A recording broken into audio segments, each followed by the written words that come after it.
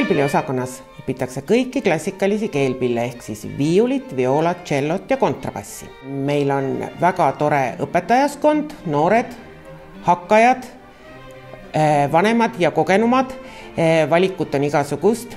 Lisaks erialale õpime me kameransamblit ja meil on väga tähtis osakaal orkestril ehk siis keelpilliorkestril, kes vähemalt 2-3 korda aastas annab kontserte ja pluss sümfooniaorkester, mis on siis koos puhkpillidega ja ka selle kontserte on kindlasti 2 korda aastas.